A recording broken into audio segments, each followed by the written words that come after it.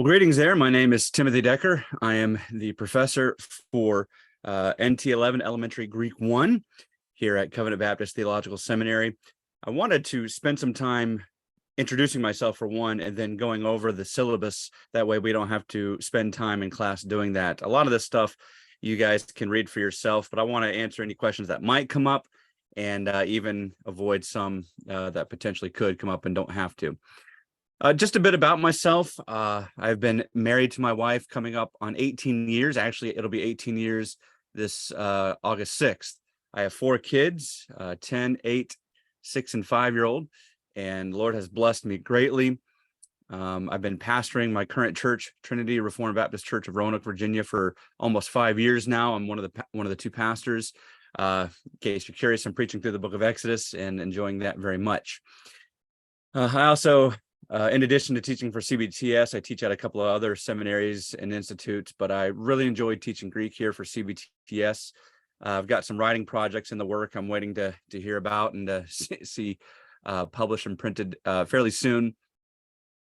I do enjoy biblical theology.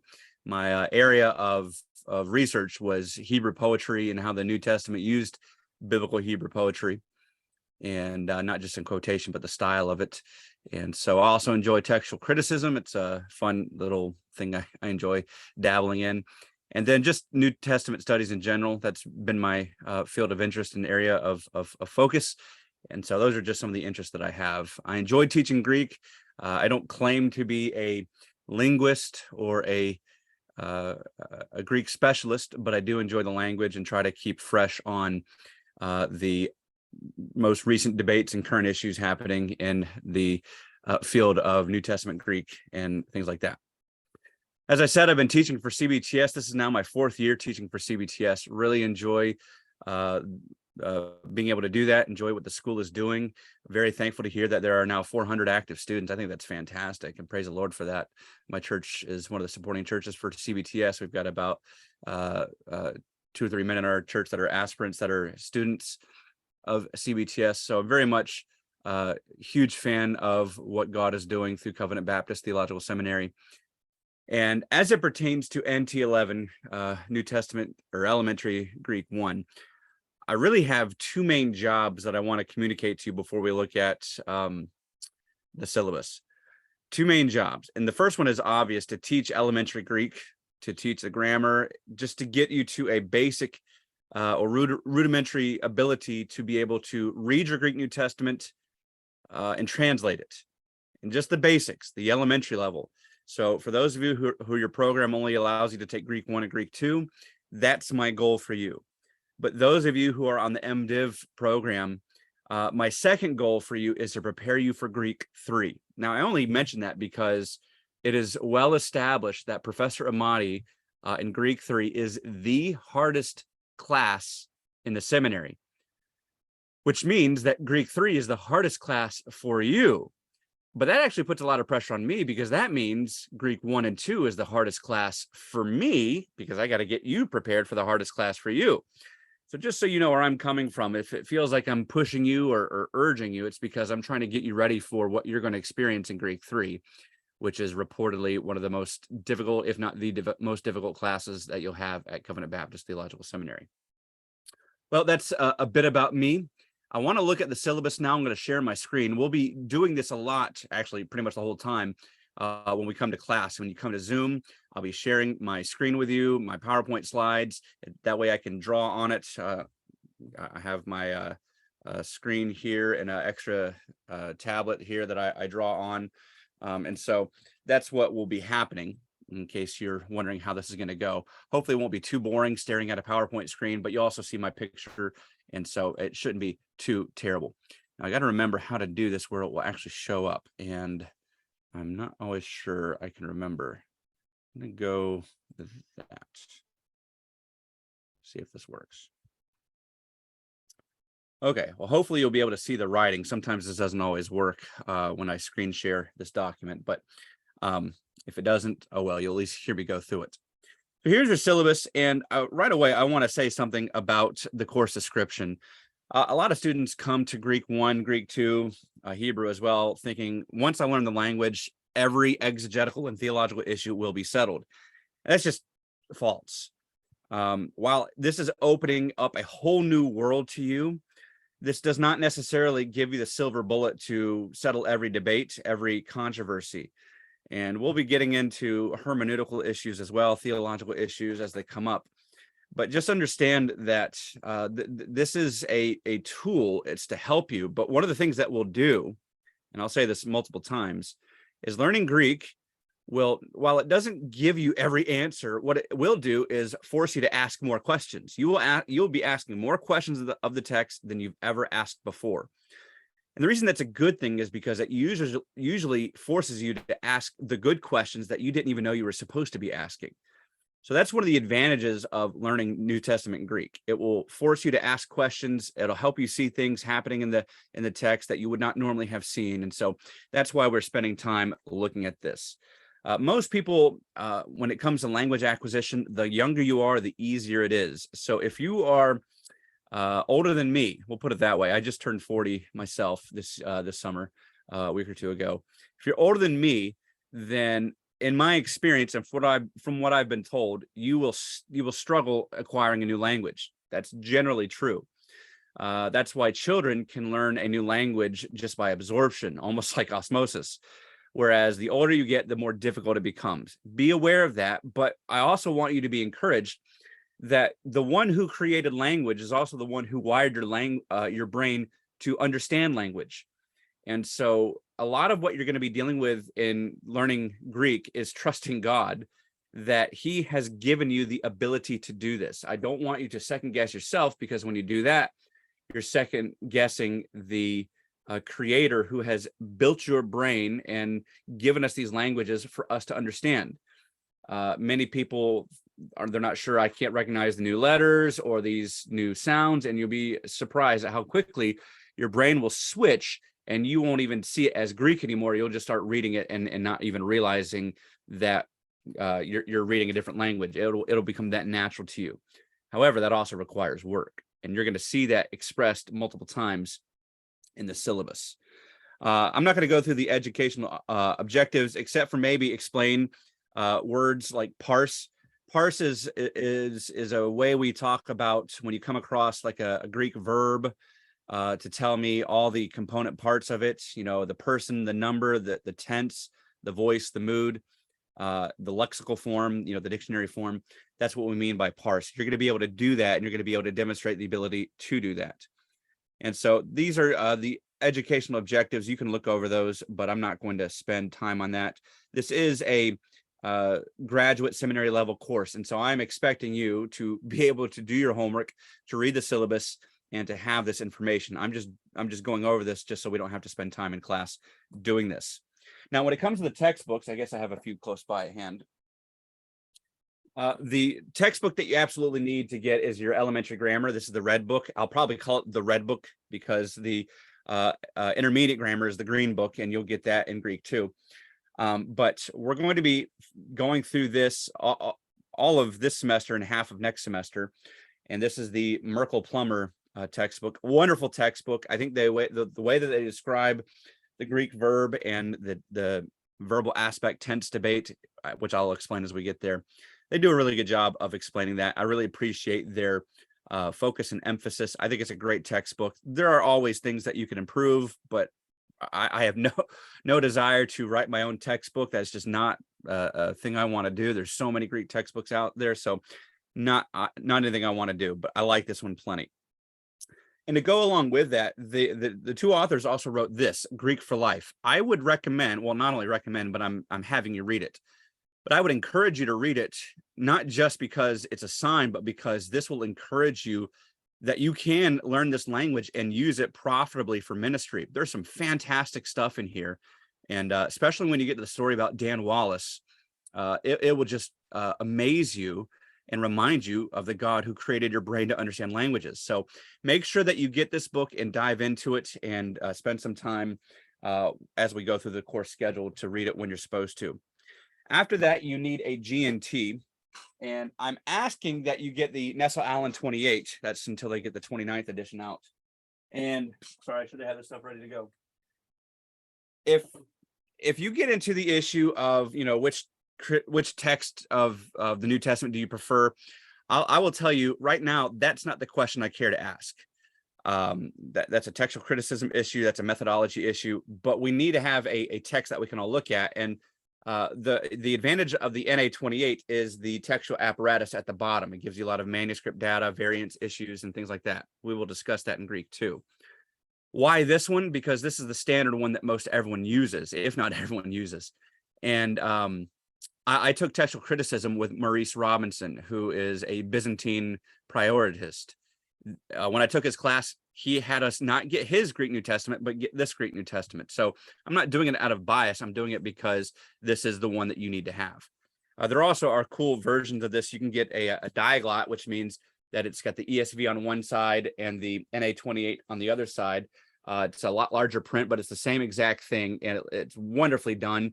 I think the NA27 has something like this with the NET Bible you can find as well, but Crossway put this out, and this is a fantastic little thing to have as well if you want to get that.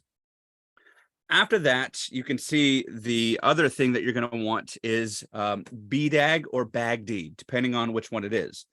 The newest version, the latest edition, is BDAG. That's what it's known as. And if you can't get this in print, but you have it digitally on Logos or some other form, that should be fine. The only setback to that is if power ever goes out, you're going to have a hard time prepping and studying in, when there is no electricity.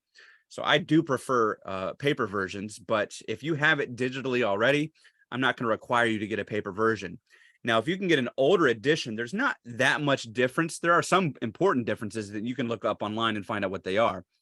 But if you can find a second edition or even a first edition, I have one of the first earlier editions. It could be of help to you just because it's a lot cheaper. So make sure you get a lexicon like the Bauer lexicon. Other good ones are good to have, but that's the main one you want to start with off gate. So those are your 4 textbooks, and 3 of those you will be using even next class as well. So don't feel like you're spending all this money for one course. It will be used throughout the remainder of your Greek studies.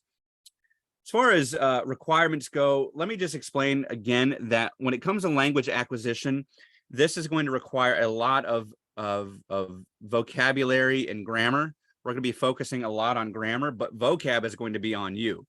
That you would emphasize and force yourself to memorize vocab, learning these words. I can't stress enough how important that is. If I could go back in time and tell myself, don't worry as much about grammar, worry more about vocab, I would tell myself that, because grammar I don't have a problem with. It's the vocab. I'm still trying to learn more words. I wish I had more words in my Greek vocabulary than I do. But you're going to try to find that balance, and you're going to have to dedicate yourself, whether putting phone apps, memorization apps, which there's tons of them, flashcards, or whatever it is, to memorize vocab and learn the grammar. Because when it comes to teaching strategy, language acquisition only comes not just by, gifts and skills, but work. It takes work. It requires the work. And so you need to practice these skills both in class and out of class. And it's just the next part of your life is going to be given over to memorizing Greek words and learning patterns and paradigms and things like that. And just be aware of that, but you got to work at it. You've got to work at it. There are going to be weekly grammar or vocab quizzes, and sometimes multiple quizzes in a week. And there's going to be a lot of translation exercises that I'm going to have you do. And you can tell the students who put in the work, their grade reflects that. And so when it comes to language acquisition, it requires work. When it comes to vocab memorization, I want you to notice what I say here. Not a lot of it will make sense, but it will eventually. And so when you start memorizing these vocab words, you'll want to come back and look at your syllabus. But you're going to want to learn the article that goes before it, the genitive form, so you'll know what declension pattern it is. I know none of that makes any sense right now, but just know I'm expecting you to do that. And that's not for your sake now, it's for your sake down the road. You'll thank me later if you do this. Trust me. When it comes to assessment, how we grade you, just understand that there's going to be a lot of different categories.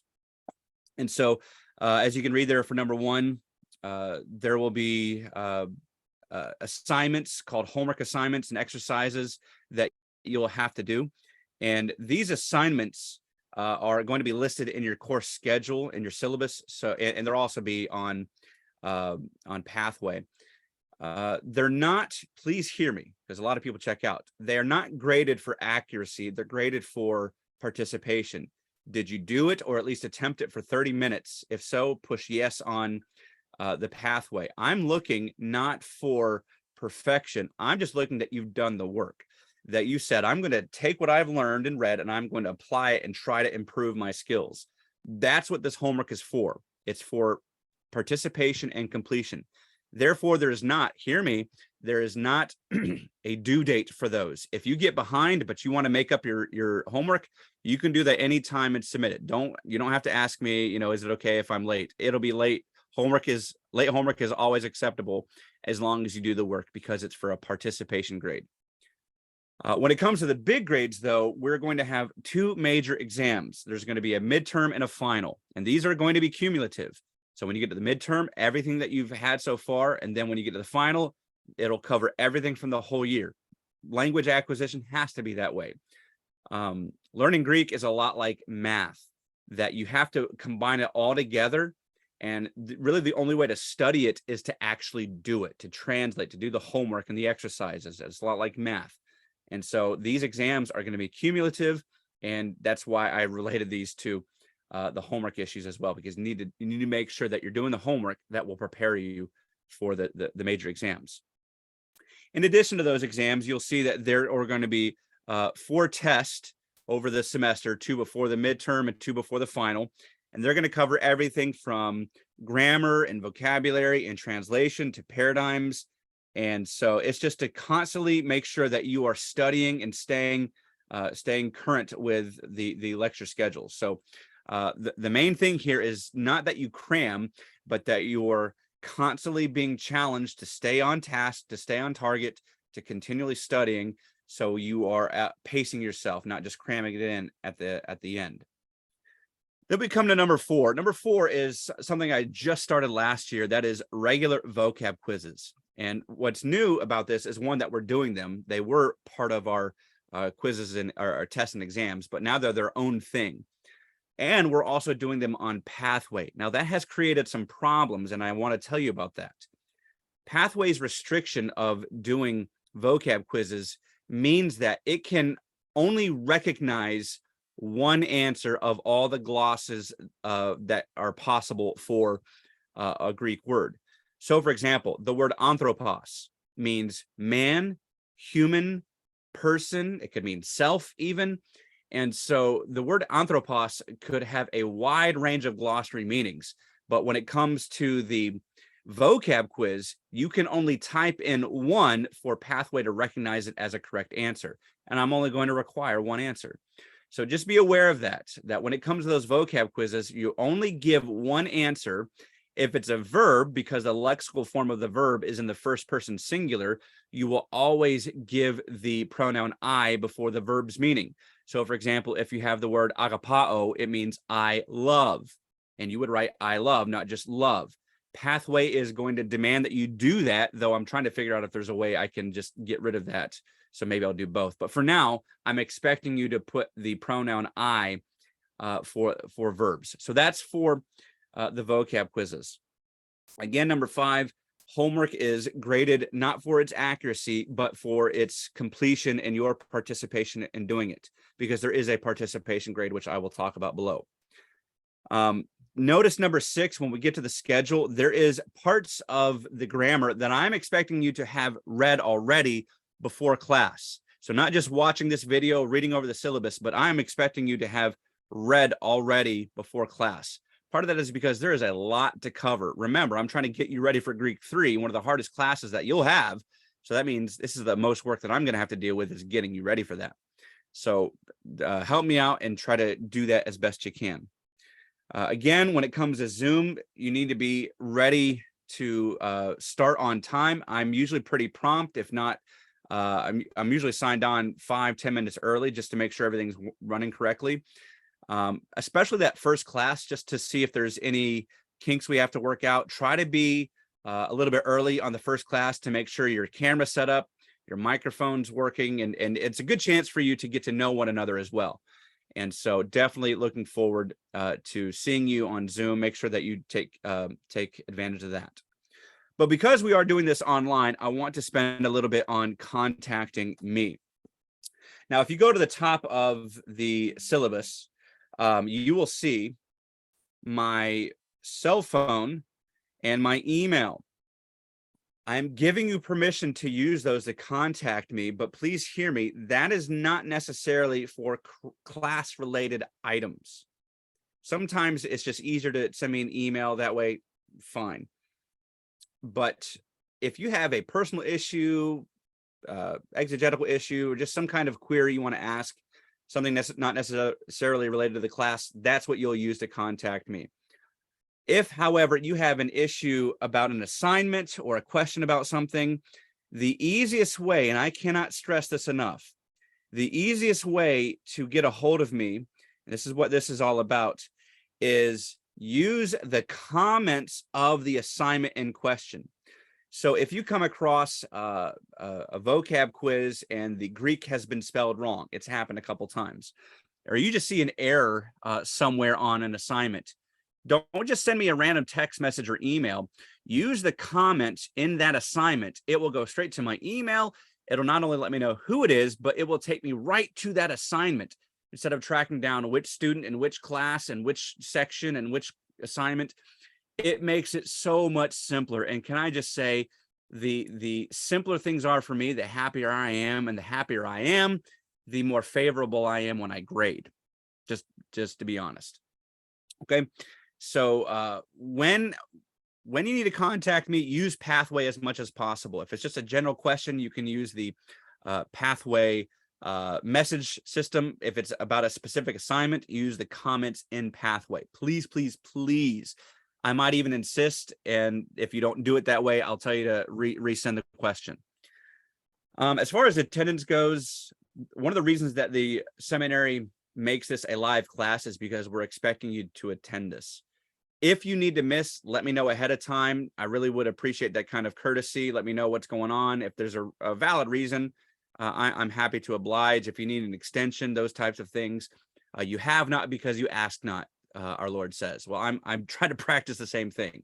So if you have an issue going on, let me know. I'll try to work with you, but don't just absent yourself and expect that you can watch the recordings. The point of it is, I can grade your participation grade based on the fact that you're there, you're interacting. I can ask questions. I can get feedback from you, and you can ask me questions as well. So that's what I'm looking for. So that's the issue with attendance. You see the grading plan there. This is important that you understand vocab. There are many vocab quizzes. I can't remember if there's more than 15, but when they're all added up together, that's a 1.5 letter grade right there, if not 2 letters. So your vocab is really important that you get it. Each test is worth 10% of your grade, so 40 in total. The midterm and final are both worth 20%, and so that's a big chunk right there. And then that participation gives me a little bit of wiggle room. If I feel like you're needing a little bit of help to get over the top, you're like a point away and you've been really interacting, you've been asking good questions, you've been doing your homework, then I will bump that up for you because that's the kind of guy I am. But if your participation isn't all that good, you miss a lot of class and you don't do your homework, well, then that participation grade will come down. And so that is the subjective element to an otherwise very objectively graded class. You need to be aware of that. I reserve that right for me. And maybe I need to change that to like 2%, just so I can, push things over the top. But I wanted you to be aware of that. The grading scale is based on the seminary's scale. So I think that's what that is. Please make sure that this is Eastern time, or I'm sorry, not Eastern time. This is Central time. Our class times, if you're meeting either in the AM section or the PM section, it's 6 a.m. or 6 p.m. Central. That's 7 Eastern. I live in Virginia. And so just so you're aware of that. Now, I do want to spend a little bit talking about the schedule and the class schedule, and to make sense of what is happening here.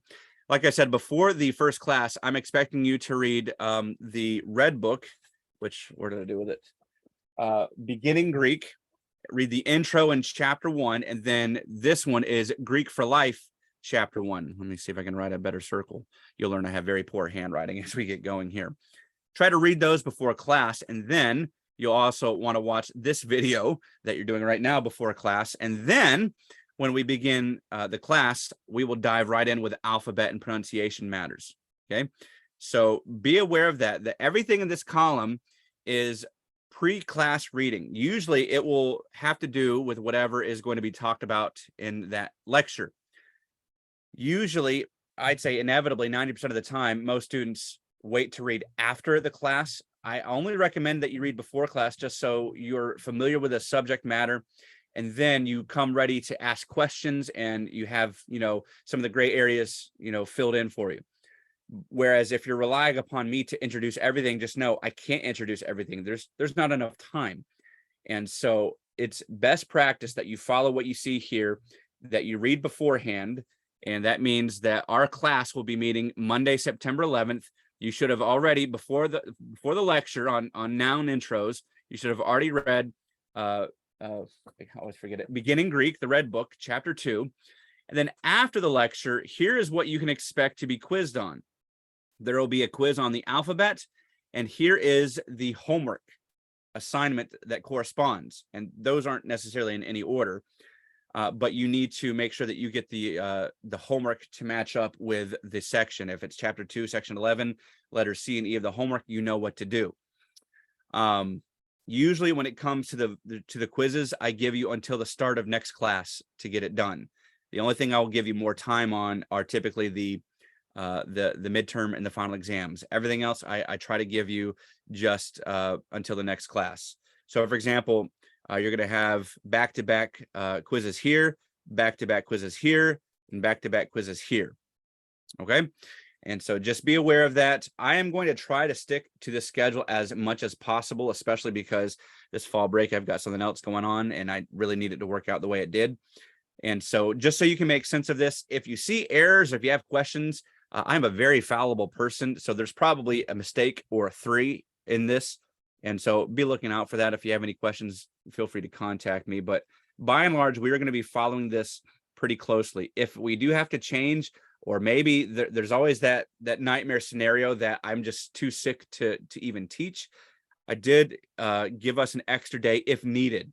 We're really only supposed to have 26 classes. So if we miss this class right here, then this now becomes 24, this is 25, and this would be 26. So that's what that's there for, just in case. But if not, then we won't use that Monday, December 18th class. Well, that is let me stop the share here. That is a syllabus. I hope it makes sense. I don't know if there's other things I didn't cover that I need to, but if there are any other questions, again, you have not only my permission, but my encouragement to contact me. I look forward to getting to know you guys. I always have a good time in Greek 1 and Greek 2. By the end in Greek 2, we will know each other very well, and it'll actually be very sad when we get to our last class. I'm looking forward to it, though. Let me encourage you, trust in the Lord. He has put you here for this reason, and he has equipped you in your brain to do this. And so don't doubt yourself, because that would be doubting the Creator, the one who made you. And so trust in the Lord and get into a good church that will encourage you if you're not already. And until our first class in September, I bid you adieu. Lord bless you and keep you, and we'll see you at our first class. Let's see if I can turn this thing off.